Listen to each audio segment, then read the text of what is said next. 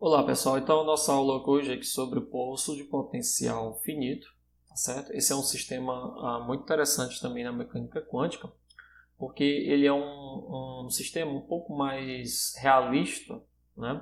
Quando comparado com o poço de potencial do tipo delta de Dirac, né? O poço delta de Dirac é um poço que simboliza a atração, né? A fortíssima atração, né, de uma partícula por outra partícula, né? Só que ele é muito estreito, né? E isso faz com que essa razão entre ele ser muito profundo e ser muito estreito faz com que ele tenha apenas um único estado ligado, como a gente verificou nas contas, né? O poço finito, por outro lado, ele é um pouco mais realista. Por quê? Porque ele te dá uma profundidade finita, né? A profundidade desse poço é dado justamente por esse valor aqui, menos V0, né? Colocando aqui como eixo de referência sendo o zero, né? Da energia potencial, né?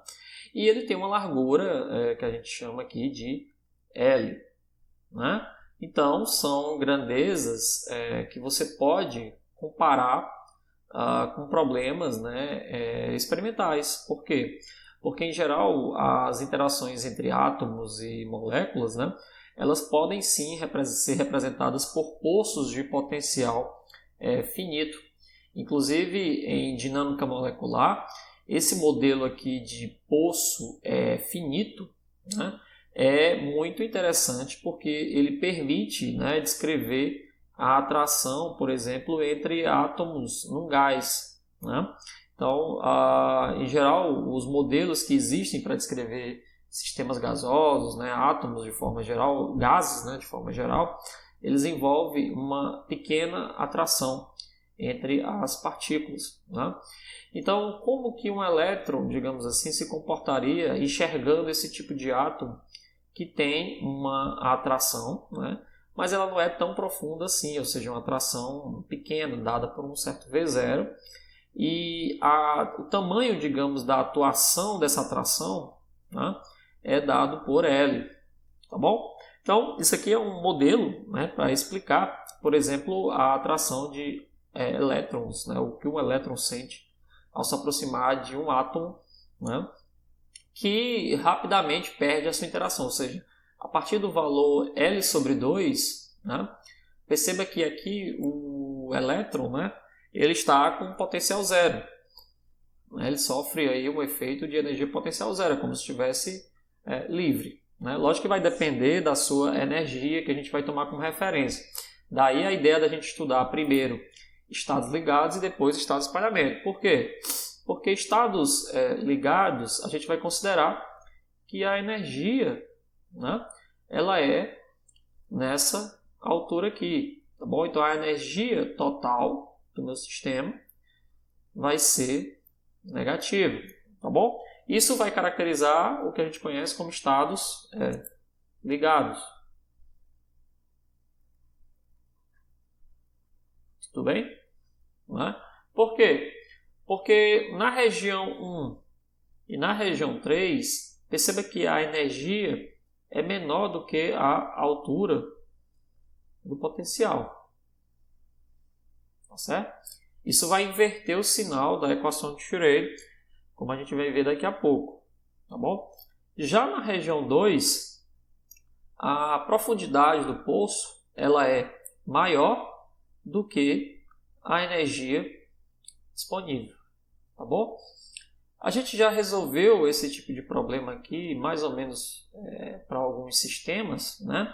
É de se esperar que nessa região aqui a gente não tenha, né, uma probabilidade tão significativa de encontrar o elétron. Né? Por quê? Porque nessa região aqui, né, você não permite soluções do tipo seno e cosseno. Né? Nessas regiões aqui também você não vai ter soluções do tipo seno e cosseno. As soluções aqui elas serão evanescentes. Né? A densidade de probabilidade ela rapidamente tem que ir a zero. Tudo bem? Entretanto, nessa região aqui, perceba que eu posso ter sim a presença né, de uma grande densidade de probabilidade, inclusive a função de onda ela pode ter nós, certo? Como a gente vai ver posteriormente. Tudo bem? Então, nessa situação, vamos ver como é que fica a equação de Schrödinger para cada uma das regiões, tá certo? Então, observe que tanto a região 1 como a região 3, elas são equivalentes e elas vão ter a mesma equação de Schrödinger. Por quê? Porque a energia, obviamente, não muda, mas o potencial é igual para as duas, que é zero, né? Então, vamos fazer aqui, região, né? Deixa eu colocar aqui o região do 1, 3. Como que fica a equação de Schrödinger para essas duas regiões aqui, né? Vai ficar menos H cortado sobre 2m, né? D2 psi dx2, tá bom? Mais, aí o potencial aqui no caso vai ser 0, né, vezes a função de onda, igual a energia, que ela é negativa. Eu estou escolhendo para ser negativo porque eu quero tentar estudar estado ligado nesse momento, tá bom?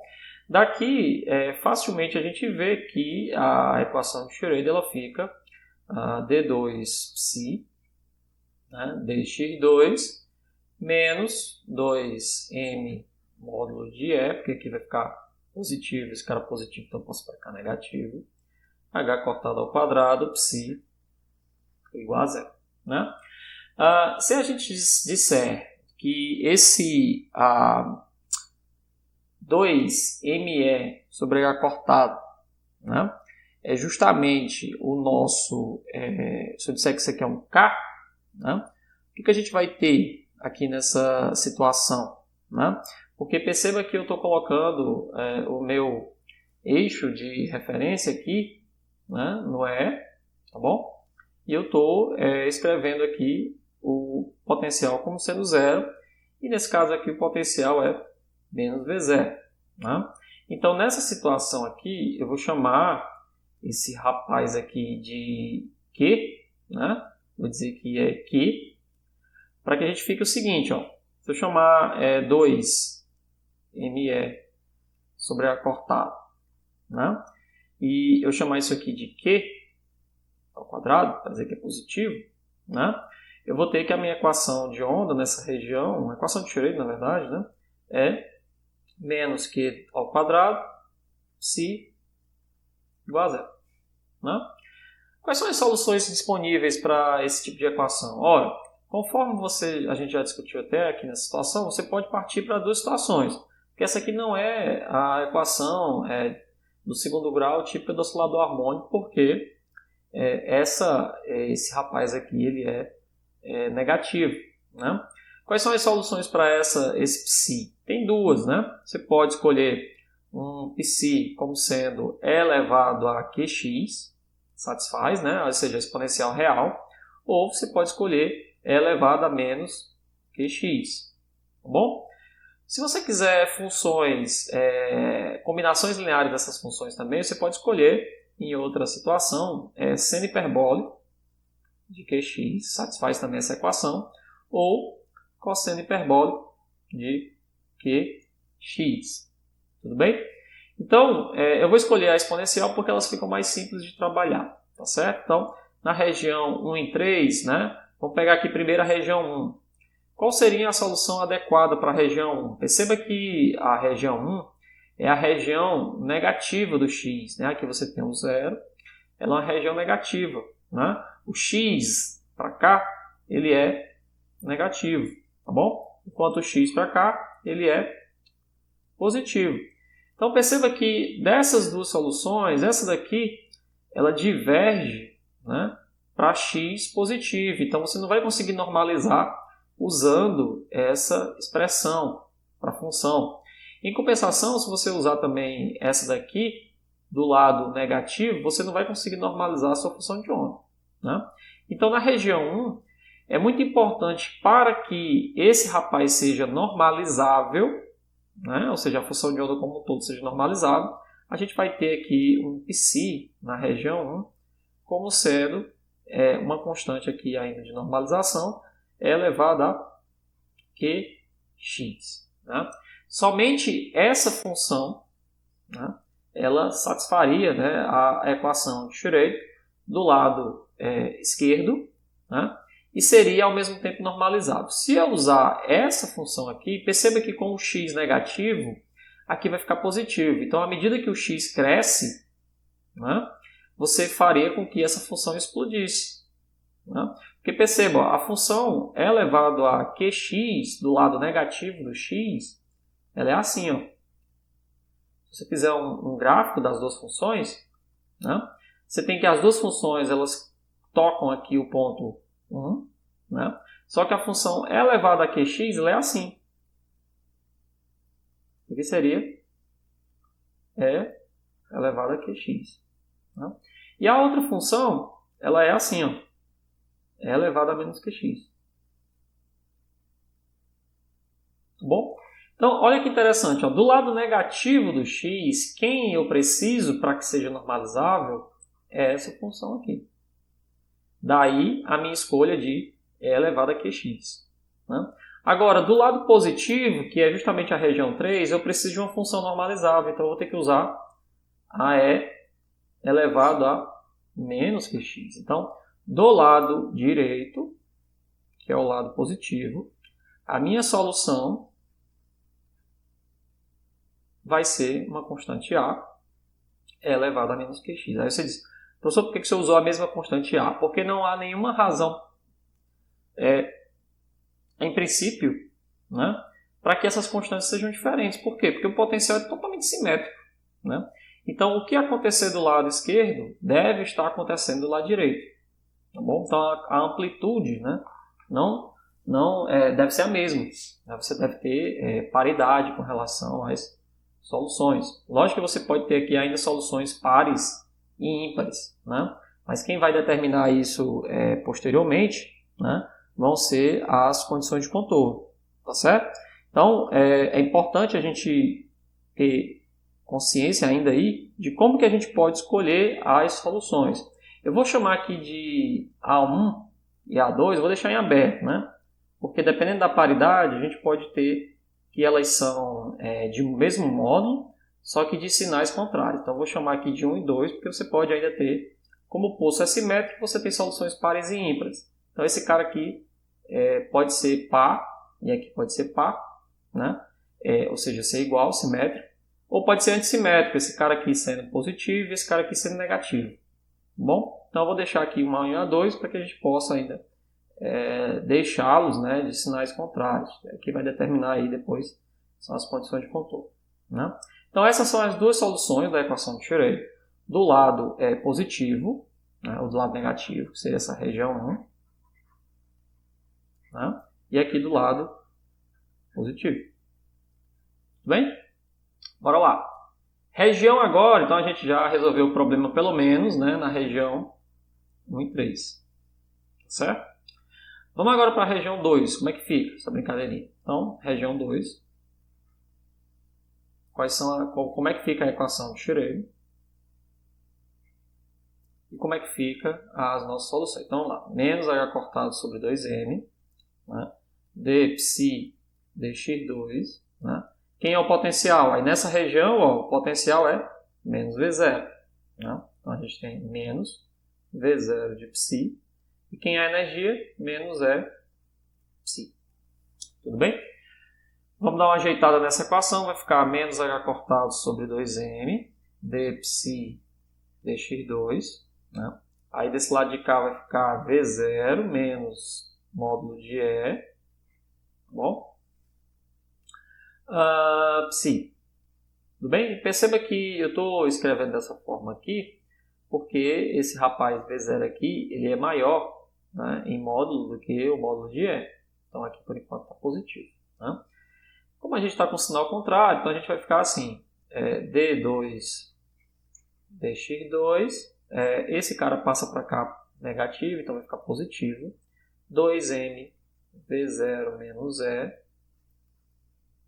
Bom, sobre recortado psi quase zero.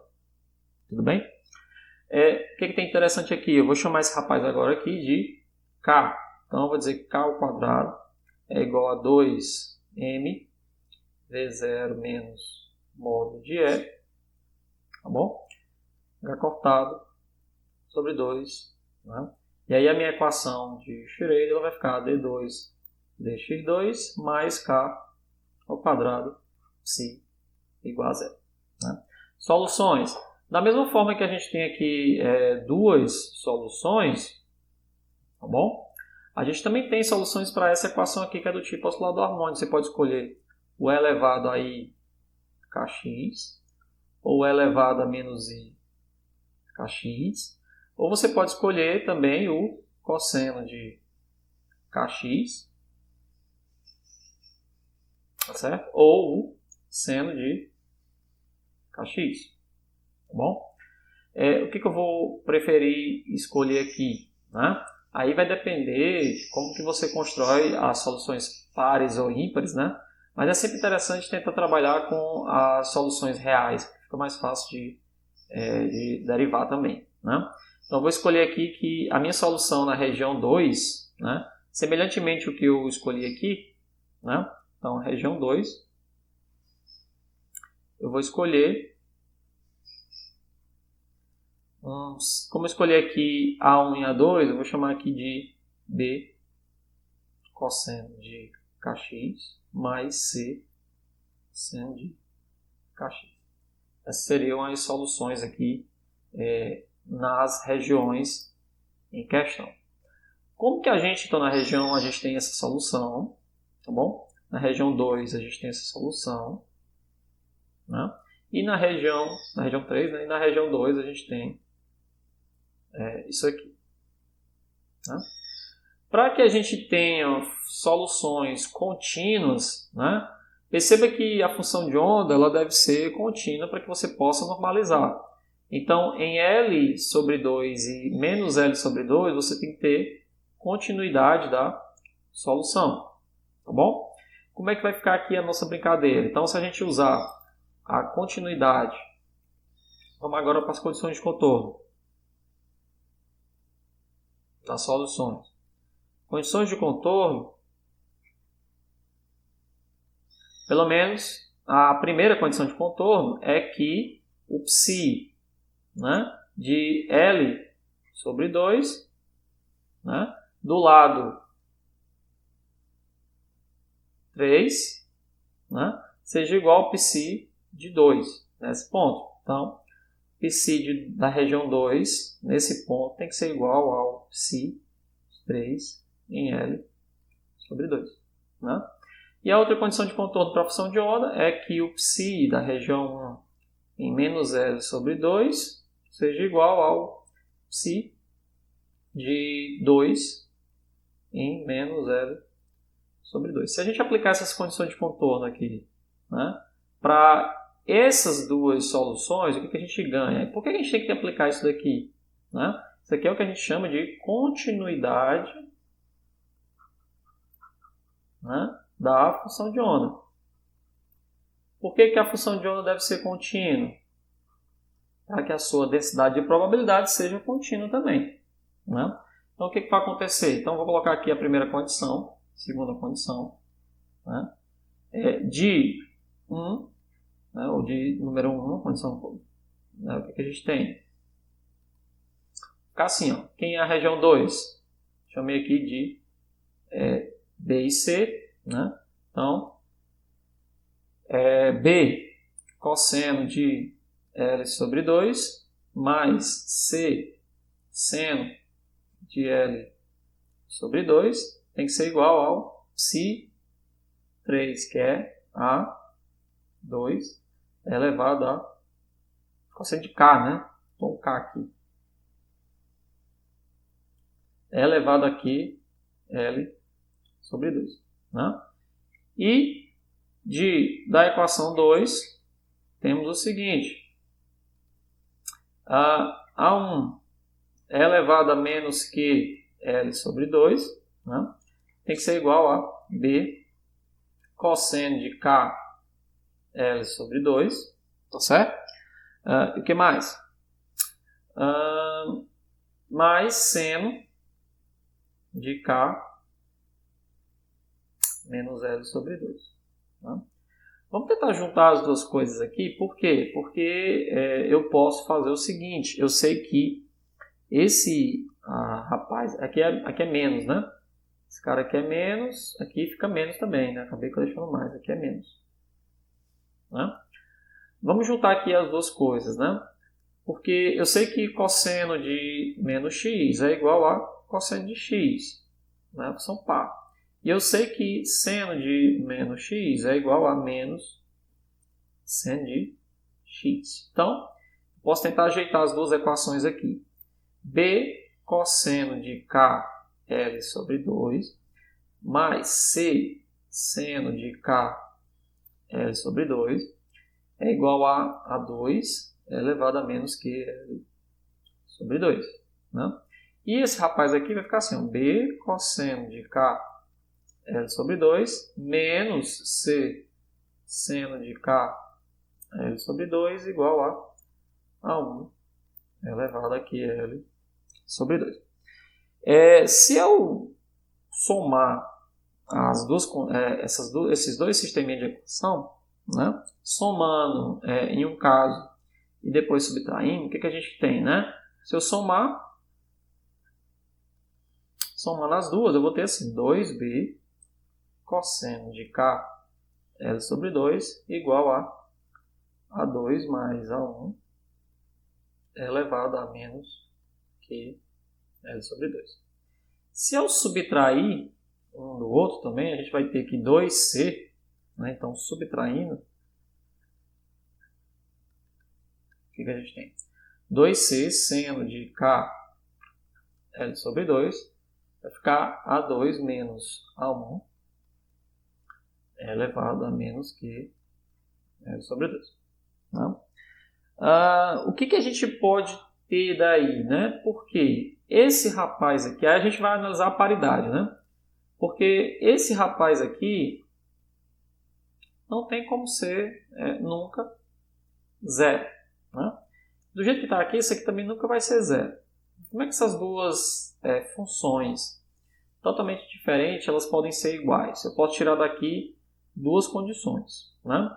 Se B for igual a zero, né?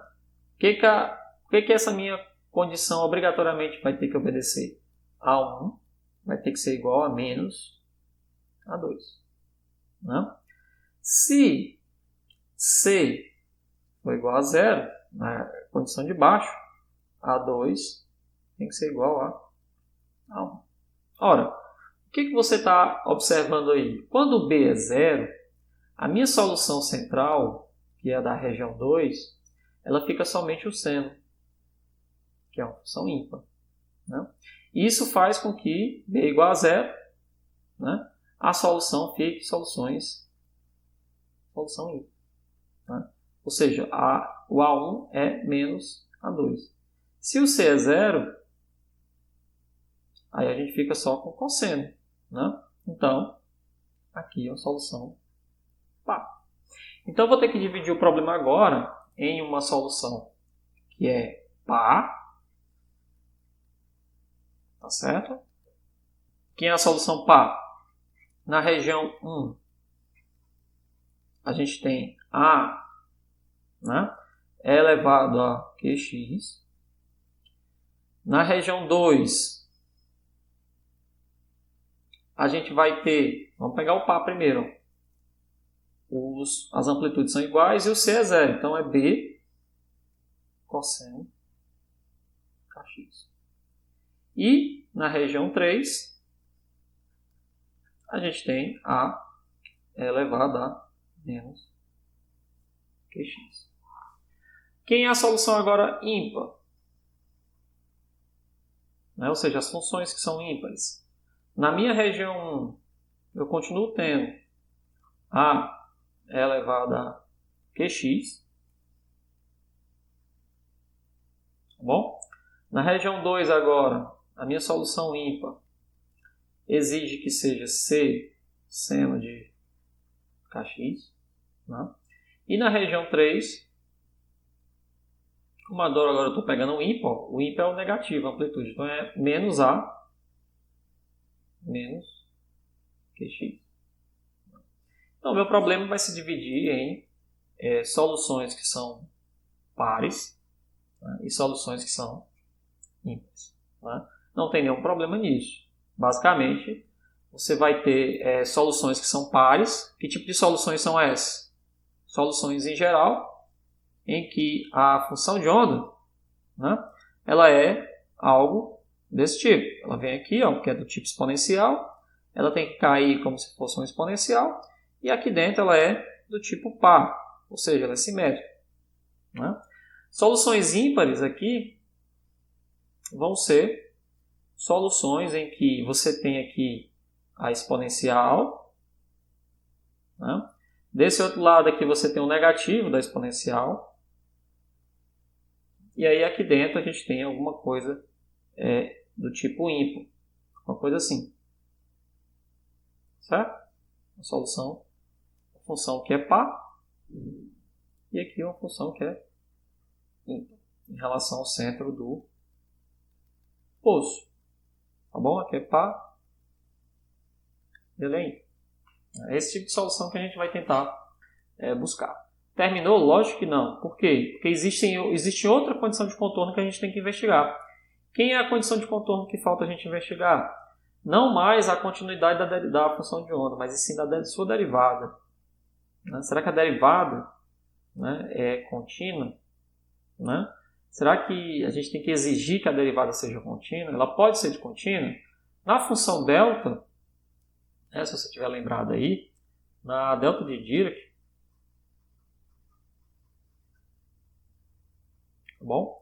A gente mostrou que a derivada da função, né, primeiro que a solução que a gente tinha era assim, ó, né? Ou seja, nesse ponto aqui a derivada era descontínua. Então existia um delta d psi dx em x igual a zero, né, que ele era até, se você tiver lembrado aí, menos 2α sobre h cortado ao quadrado, o valor da função naquele ponto. Para o poço potencial finito, a gente deve ter isso aqui ainda? A pergunta é, para o poço potencial finito, isso aqui deve ser verdade? Né? Vamos olhar para a equação de Schroeder. A equação de Schroeder, ele diz que menos h cortado sobre 2 psi d2. Por que eu tenho que olhar para a equação de Schroeder? Porque essa descontinuidade aqui ela só apareceu porque o potencial ele é do tipo delta. E aí, quando a gente integra a equação de Schroeder, aparece uma descontinuidade. Mas vamos olhar para a equação de Schroeder aqui normal. Né? Porque agora a gente não tem mais a delta como potencial. A gente tem um potencial finito. Né? A profundidade do poço aqui ela é finita, sem problema nenhum.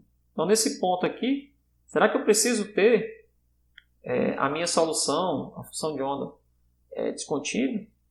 Né? Aqui eu precisava ter. Por quê? Porque nesse ponto aqui eu tinha uma descontinuidade infinita no potencial. Ou seja, era a própria delta. Será que a gente precisa ter aqui ainda? Vamos olhar. Se eu ajeitar essa expressão aqui, vai ficar assim. D2, psi dx. Aí eu multiplico todo mundo por menos 1. Aqui vai ficar negativo. Esse cara aqui vai ficar negativo. Quando eu passo para lá, fica positivo. Né? Então vai ficar igual a 2m sobre h cortado, né? V de x menos e psi. Né? Como é que a gente fez? A gente integrou essa equação de um certo epsilon até epsilon. Se tiver lembrado aí na aula passada, integra esse rapaz aqui. Integra do outro lado também. E aí aqui onde tinha aparecido a função delta. Né? Se tiver lembrado, a função delta aparecia aqui no potencial. Só que agora a gente não tem mais a potencial delta. É um potencial finito. Tá bom? Quando eu integro isso aqui, eu vou ter aqui a descontinuidade, ou seja, o d psi de x, né, em x igual a epsilon, né, menos o d psi dx em x igual a menos epsilon. Aqui eu estou supondo, né, uma descontinuidade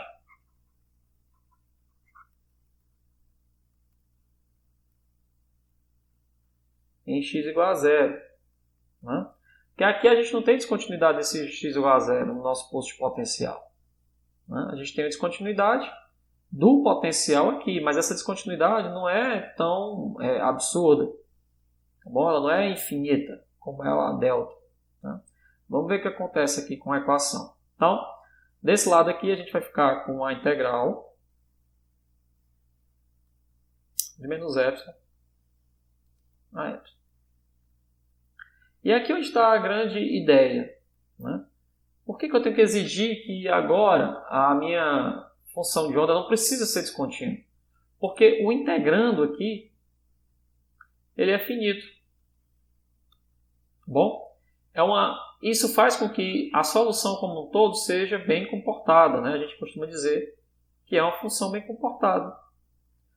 Por mais que você tenha uma descontinuidade aqui no v de x, quando você faz os limites de integração, que é o menos epsilon e a zero, ou seja, o limite desse rapaz todo aqui,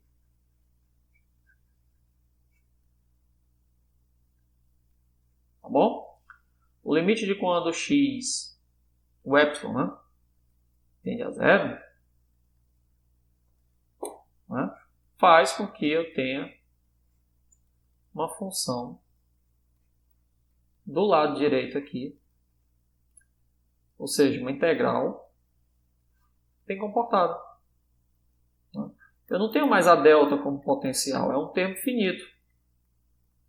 Tá bom? Então, no limite em que o epsilon vai a zero, essa integral aqui com certeza vai a zero. Né? Por quê? Porque esse termo aqui todo ele é finito. Não tem delta. Né? Então, nessa situação aqui onde o potencial é bem comportado, a derivada da função de onda em x igual a zero, por exemplo, ela deve ser igual à derivada da função de onda em x igual a zero do lado, né, esquerdo, né, digamos assim, do lado negativo e aqui do lado positivo. Né?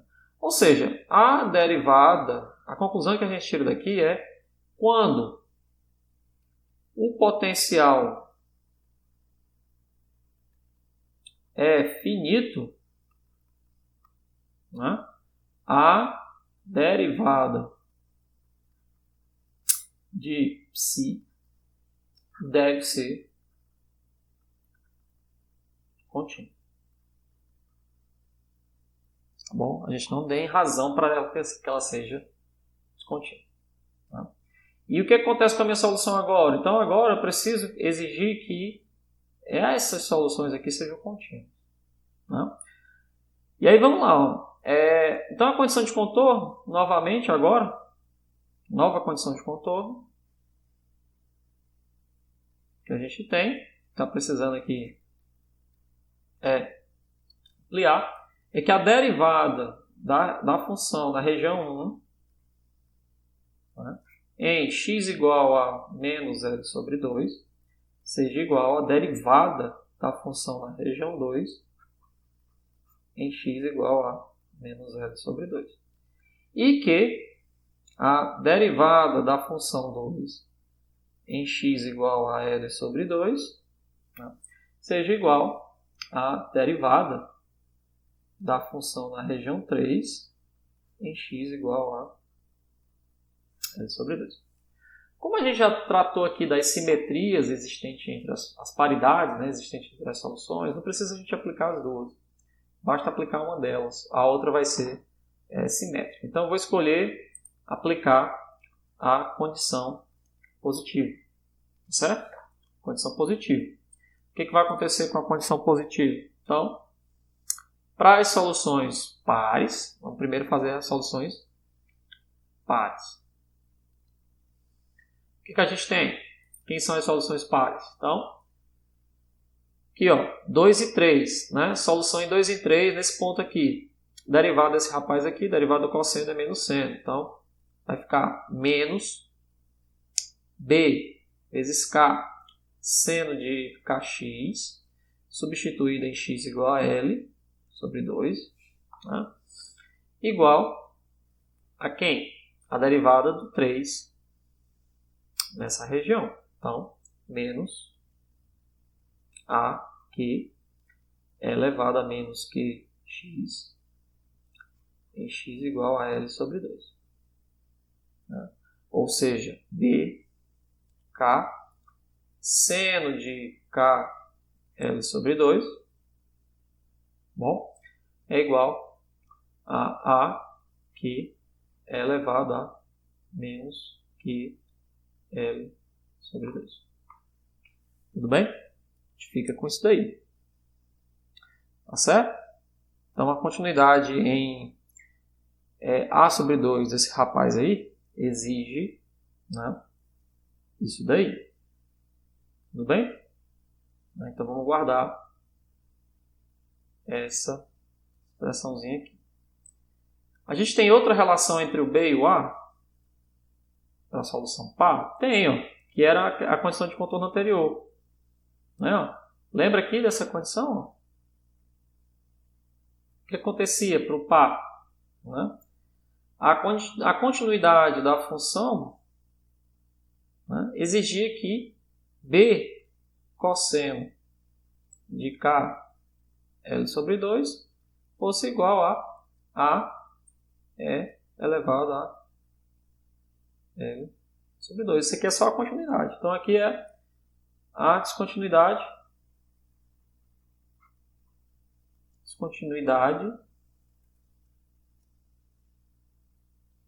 de psi, né? E aqui vem da continuidade de psi de x. A gente fica com duas expressõezinhas aqui bem interessantes. E aí agora é que está a grande questão. O que acontece se eu dividir uma pela outra? Eu consigo eliminar as constantes. Né? O que acontece quando eu dividir? Olha que interessante. Ó. Eu vou ficar com K. Seno dividido por cosseno é tangente de KL sobre 2 igual a Q.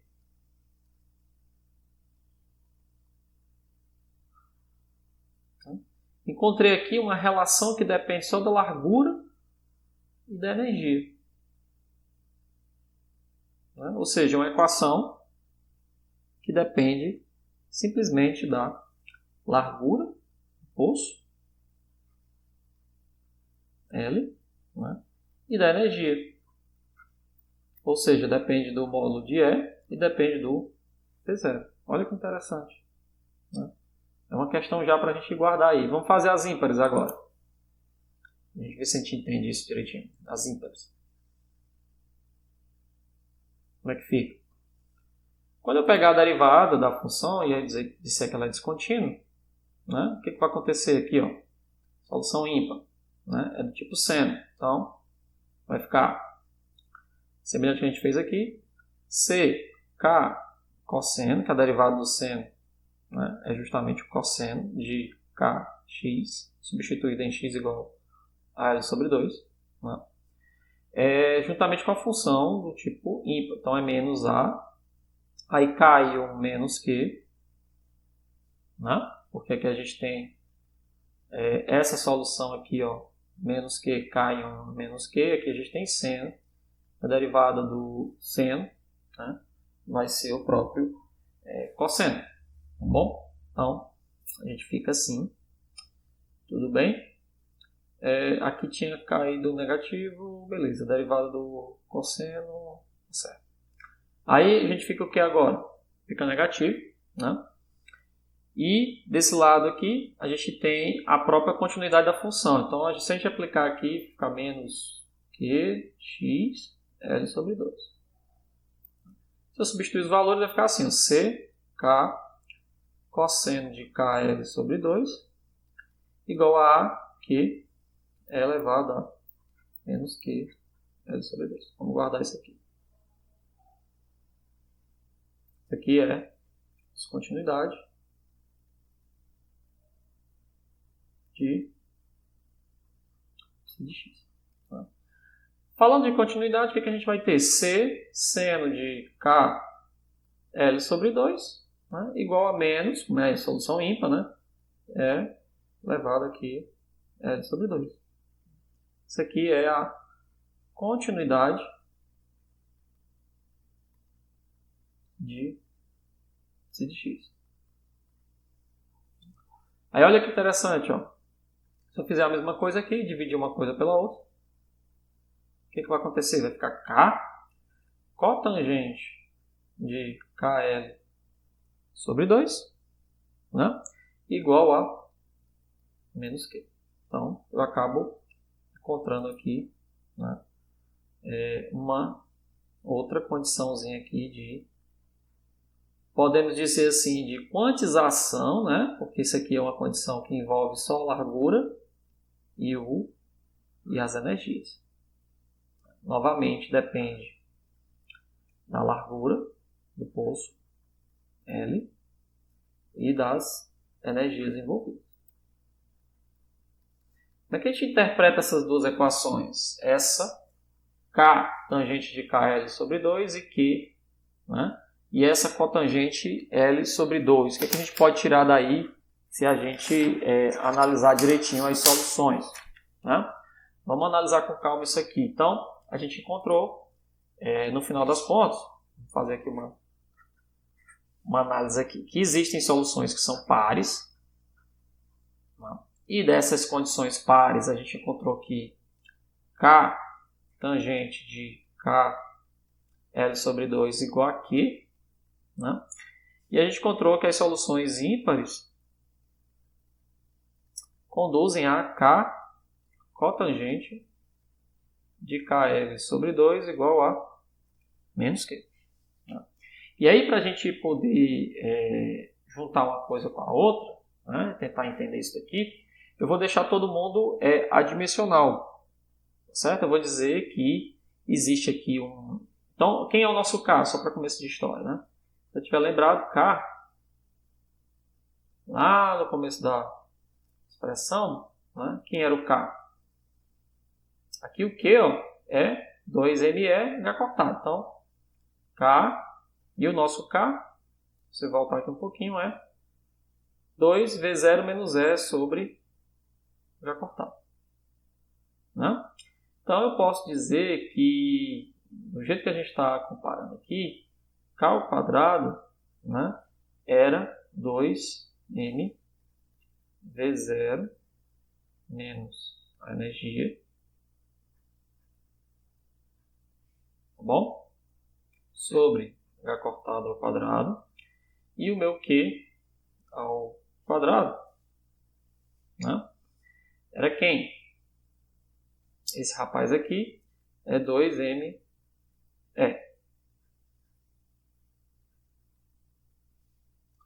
Tudo bem? Certo? Né? Então, ó, perceba que existe uma correlação interessante aí entre o K, né, e o Q. Né? Se você for pensar bem, né, olha como é interessante. K ao quadrado, né, é igual a 2mV0 sobre H cortado ao quadrado menos 2ME H cortado ao quadrado. Né? E isso aqui é o próprio Q. Então, K ao quadrado mais Q ao quadrado, né, é 2mV0 sobre H cortado ao quadrado. Por que eu estou fazendo isso daqui? A gente pode deixar aqui um pouco mais adimensional. Eu vou dizer que o meu Z, vou chamar assim, KL sobre 2, isso aqui é igual a Z. Bom? E aí o nosso Z, só para deixar tudo adimensional ao quadrado, é K ao quadrado, L ao quadrado sobre 4. Reescrevendo essa expressão aqui, eu posso dizer assim, então K, eu chamei isso aqui de Z, né? Eu posso pegar as soluções pares, só para ficar mais fácil da gente ver, né? E multiplicar aqui de um lado do outro por Z, por L sobre 2, então eu posso pegar essa expressão aqui, multiplicar por L sobre 2 de um lado e do outro, essa daqui também por L sobre 2, né? E eu vou ficar com o quê? Vai ficar assim, ó, K L sobre 2, tangente de K L sobre 2, e do outro lado eu tenho o Q L sobre 2. Não é isso? Então, como eu chamei esse cara aqui de Z, né? Quem vai ser isso daqui? Esse rapaz aqui. Então, se eu chamei Z de L sobre 2, a gente vai ficar assim com essa equação.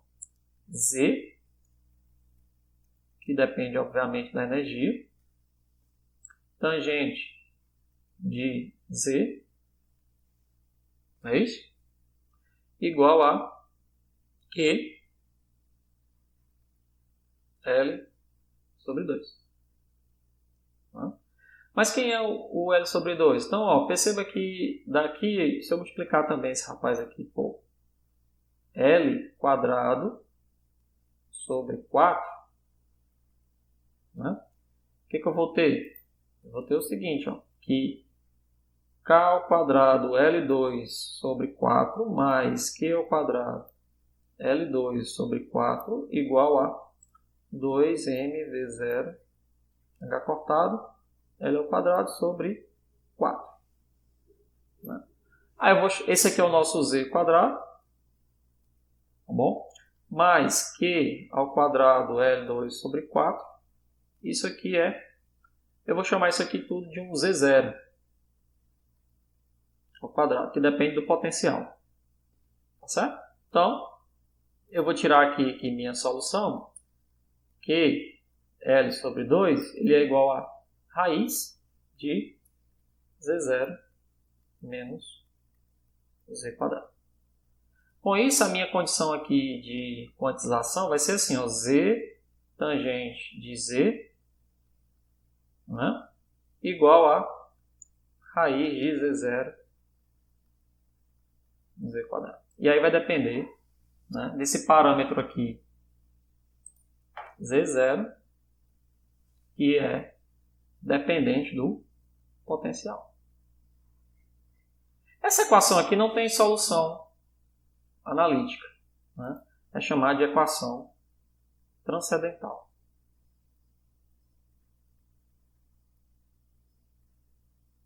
Transcendental. Só tem solução, tem um S aqui faltando. Só tem solução numérica. Por quê? Porque você tem que igualar essa função aqui com essa função. Isso aqui é um Z vezes tangente de Z, né? Isso aqui é a equação de um semicírculo, né? De raio Z0. Tá bom?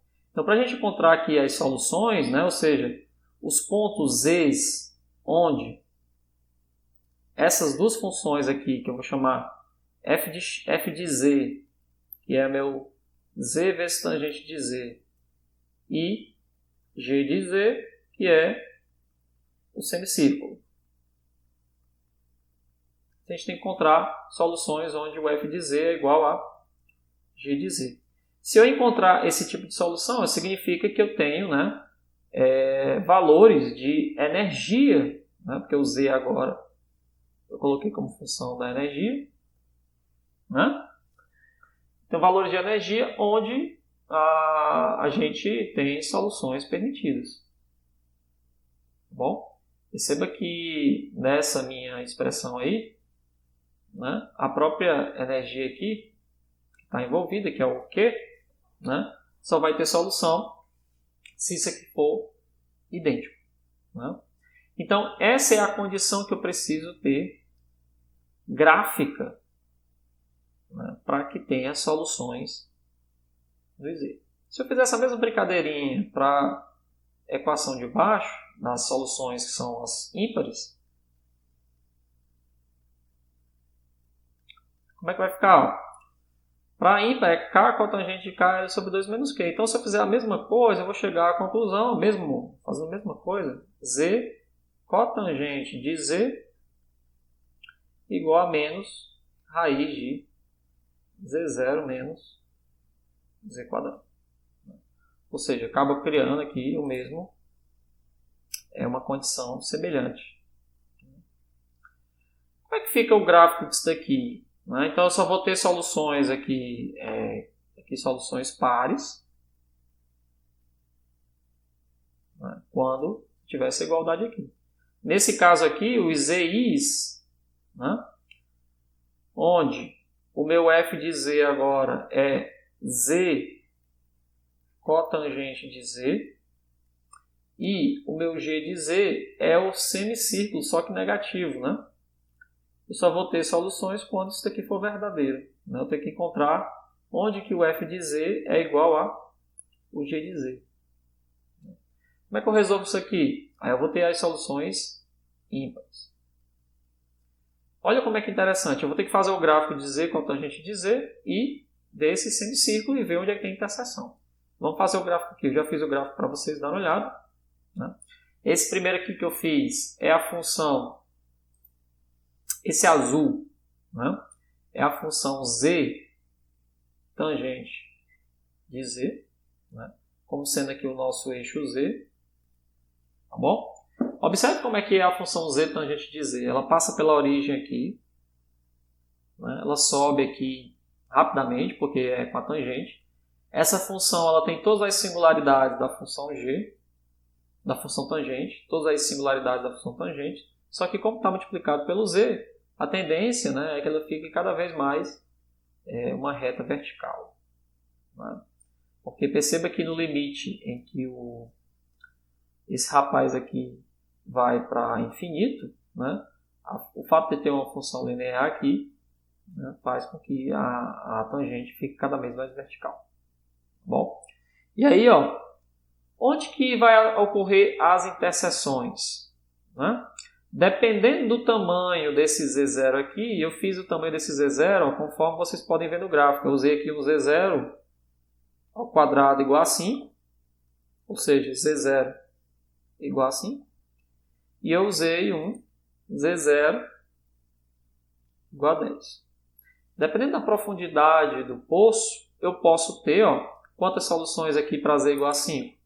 Uma solução par, duas soluções par. Né? Esses dois valores aqui, esse e esse aqui, são as únicas duas interseções quando Z é igual a 5. Então isso significa que quando Z0 for 5, né, significa dizer em Z0 esse potencial aqui, ó, mv0h cortado L ao quadrado sobre 2, né? Então, quando mv0 L ao quadrado sobre 2 h cortado ao quadrado for igual a 5, né? A gente tem duas energias. Quem são as energias? É essa energia aqui e essa energia aqui. Não. É um Z1, vou chamar aqui de Z1, e Z2. Tá certo? Aí, caso você aumente a profundidade do poço, aí a brincadeira muda. Né? Aumentando a profundidade do poço, ou seja, colocando um poço cada vez mais profundo, né? Às vezes aumentando o Z0, você pode aumentar a profundidade do poço, né? Ou pode aumentar também a largura do poço, né? Aumentando o Z0, é um parâmetro. Né? À medida que você aumenta o parâmetro aqui, né, desde que a massa seja constante, né? Aumentando a profundidade do poço ou aumentando a largura do poço, né? O que acontece? O que acontece? Você vai ter, obviamente, né, um valor aqui cada vez maior.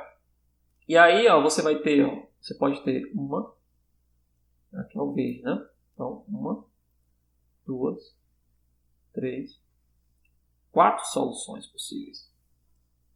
Esses 4 valores de energia aqui serão possíveis. Tá certo?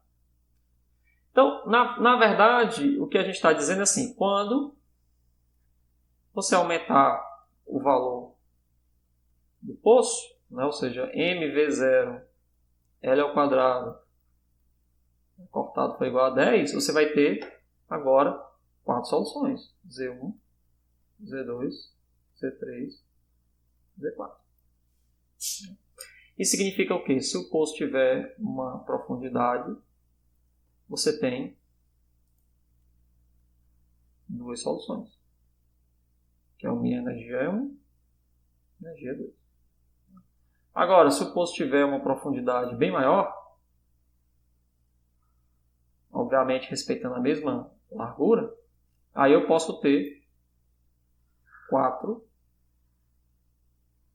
energias possíveis. Então aqui a gente tem E4, E3, E2, E1. Então não tem solução analítica explícita. Tá? Só que vai depender de onde ocorre esse tipo de interseção. É a equação transcendental. Né? G tangente de Z tem que ser igual. Né? Aí a função, por exemplo, Z0 menos Z quadrado, que é a equação do semicírculo. Então, onde ocorrer essas interseções, a gente tem as energias, tá bom? Dos estados, são os estados de fato, os estados ligados ao poço finito, tá bom? Poço finito. Então, aí para a solução ímpar, fiz também um gráfico aqui para vocês, ó, que é Z cotangente de Z e esse semicírculo negativo, né? Solução ímpar, a mesma coisa, ó, isso aqui. Né? Você tem a função Z em azul, é Z cotangente de Z, né? E em vermelho, né? Por exemplo, aqui a gente tem menos Z0 ao quadrado menos Z quadrado. Aí a gente pode ter também, ó, duas soluções aqui, são duas interseções. Nesse outro aqui a gente tem 1, 2, 3 interseções, né? Ou seja, já tem menos interseções nesse caso aqui. E dependendo do tamanho do poço, você pode ficar sem nenhuma interseção. Ó. Se o poço for muito pequeno, perceba que com o Z0, coloquei aqui um Z0 igual a 1, que é o laranja. Z0 igual a 1, né? Não tem nenhuma interseção entre a função cotangente, Z cotangente e o semicírculo. Então, Z0 igual a 1, por exemplo, né? Não existe nenhum estado ligado. Não existe. Não existe estado ligado. Olha que interessante. Isso não acontece nas soluções pares. Né? Independente do tamanho do semicírculo, sempre vai ter um semicírculo aqui pequenininho, ó, que vai ter uma solução. Independente do tamanho do círculo. Isso acontece porque o gráfico Z tangente de Z ele toca a origem. Já o gráfico Z cotangente de Z não toca a origem. Então pode existir aqui um semicírculo, né? Uma profundidade do poço que não tem solução, não tem estado ligado. Isso significa o quê? Que no caso onde o Z0 é igual a 10, por exemplo, né?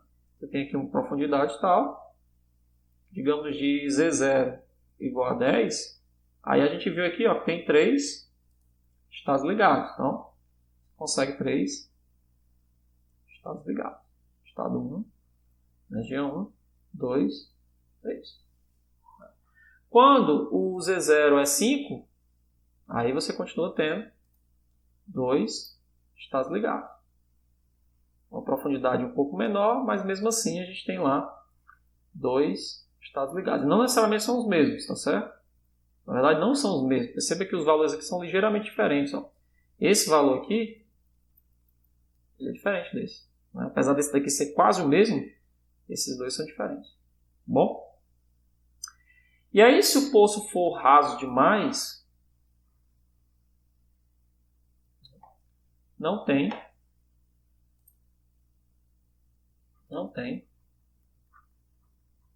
estado ligado ímpar. Tá certo? Ímpar. Não tem estado ligado ímpar, porque todos esses aqui são ímpares. Ó.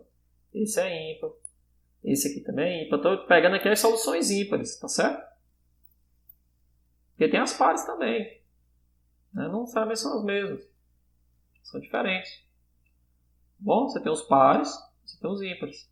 São valores diferentes. Né? Aqui os pares. Ó. E o par sempre tem, por menor que seja o poço. Né? Então, por mais raso que seja o poço, você sempre tem um estado par.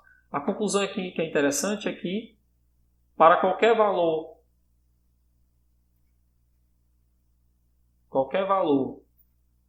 de V0 ou L, existe sempre pelo menos um estado ligado.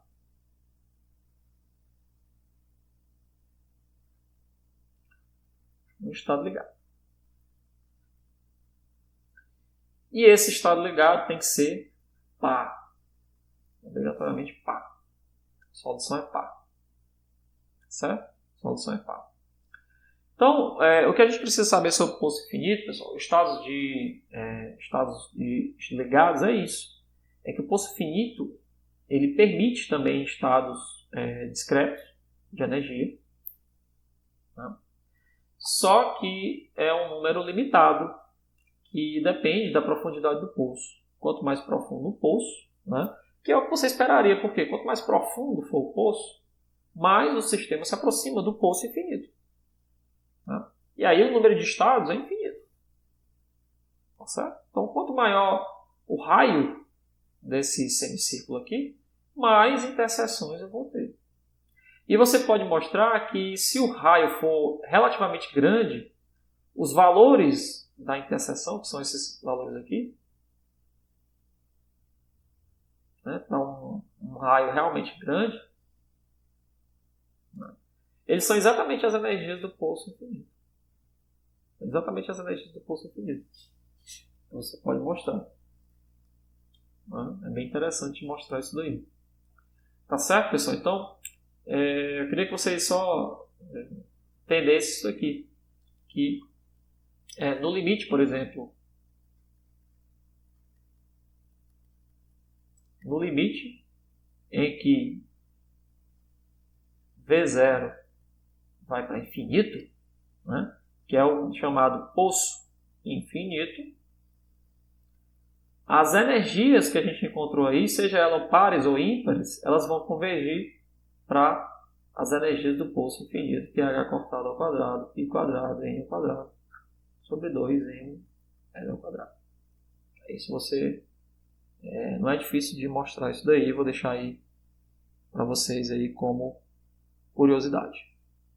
Certo? Isso é o que acontece no limite. Porque é só você pensar o seguinte, ó, nesse limite aí, os valores de tangente, né, e cotangente, nesses limites onde o Z0 é muito grande, isso aqui vai para infinito. Onde é que a tangente é infinito? Quando o Z for π sobre 2.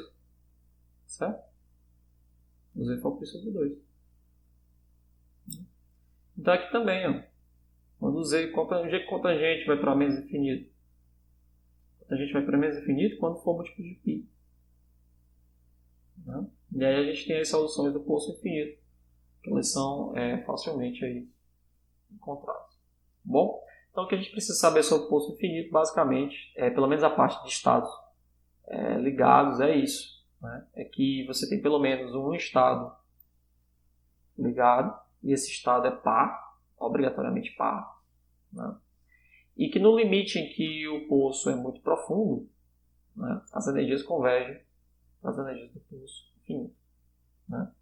É possível ter estado ligado com um poço raso, mas esse estado não é ímpar, ele é par. Tá bom? Então, mesmo um poço pequenininho possui, né, pelo menos um estado par. Tudo bem? Então, pessoal, essa foi a nossa aula de hoje. Na próxima aula a gente já vai estudar esse mesmo poço de potencial de uma forma bem mais rápida, porque as equações são praticamente as mesmas. E a gente vai estudar os estados de espalhamento. Certo? Então, isso aí. Até a próxima aula.